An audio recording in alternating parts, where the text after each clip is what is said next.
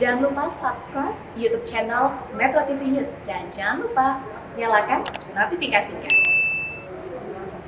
Dalam beberapa hari terakhir, cuaca ekstrim melanda sejumlah wilayah di Indonesia.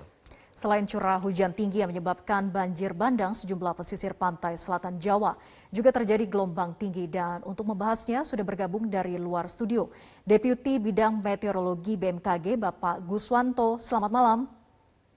Selamat malam. Ya Pak Guswanto, saat ini kan sedang memasuki musim kemarau begitu ya. Lalu mengapa masih terjadi hujan deras bahkan mengakibatkan banjir di beberapa titik? Betul. Jadi Kevin dan Vera, bahwa sebenarnya saat ini memang sudah memasuki musim kemarau, hampir sekitar 76,3%. Namun pada saat ini masih terjadi hujan lebat yang dapat menyebabkan banjir. Hal ini disebabkan ada beberapa hal. Yang pertama itu saat ini masih memang sampai bulan Juli ini masih diidentifikasi masih aktifnya kategori di La Nina lemah ya. Kemudian yang cukup menarik itu adalah sebenarnya adanya gelombang Kelvin atau merupakan fenomena gelombang di mana dia terjadi di wilayah tropis dan ini berpropagasi ke arah timur dan dengan durasi sekitar 2-3 hari di wilayah Indonesia. Dan ini fase aktif ini bisa memunculkan ditandai dengan adanya peningkatan intensitas hujan yang dapat menunjukkan potensi pertumbuhan awan hujan. Kemudian kalau kita lihat lagi, ini ada satu lagi yaitu di mana masih terjadi adanya Madden-Julian Oscillation. Madden-Julian Oscillation ini juga merupakan fenomena yang skalanya regional, itu juga mendorong untuk terjadinya awan konvektif yang pembentukan awan di sekitar wilayah-wilayah yang tadi, terutama untuk wilayah saat ini ada di wilayah Jambi, kemudian Bengkulu, Lampung, kemudian Banten, Jawa Barat, dan DKI. Dan yang terakhir saat ini kita juga melihat adanya pola belokan angin di daerah pertemuan serta perlambatan kecepatan angin yang kita sebut konvergensi. Ini juga memanjang di sebagian Sumatera bagian selatan dan Jawa bagian barat ya. Ini juga meningkatkan pertumbuhan awan hujan. Kira-kira itu hal yang utama kenapa ini menyebabkan masih terjadi hujan di wilayah. Sebenarnya ini kita lebih cenderung kepada fenomena meteorologi, bukan fenomena di klimatologi. Pak Guswanto, seberapa berbahayanya ini La Nina dan gelombang Kelvin ini? Apakah ini artinya bahwa cuaca ekstrim akan terus terjadi hingga beberapa minggu mendatang? Ya, kalau kita lihat dari analisis dari BMKG, saat ini kita lihat bahwa fenomena-fenomena itu ada semacam waktu untuk propagasinya. Seperti Kelvin ini ya 2-3 hari. Kemudian Rossby itu sekitar 7-10 hari.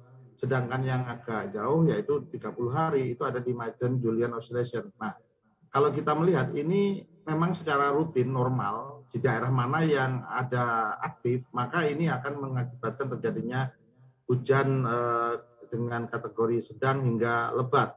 Kalau kita melihat sampai sejauh mana, kalau kita melihat analisis BMKG, barangkali ini kita lihat sampai kira-kira 1 minggu ke depan.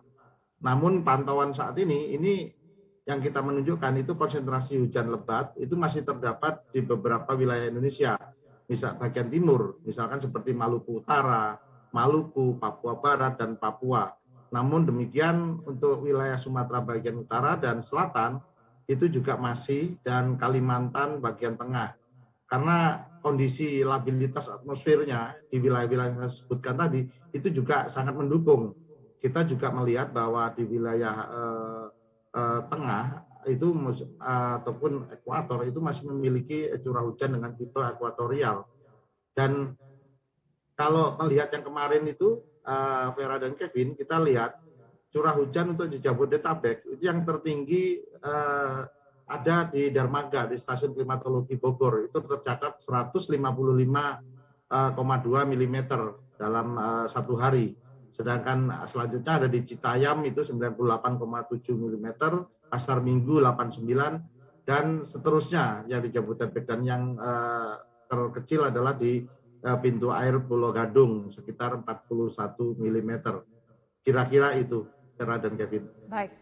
Dari analisis yang tadi disampaikan oleh BMKG selama estimasinya prediksi 1 minggu ke depan begitu ya. Jadi apa yang perlu kita waspadai dan antisipasi khususnya di titik-titik mana saja?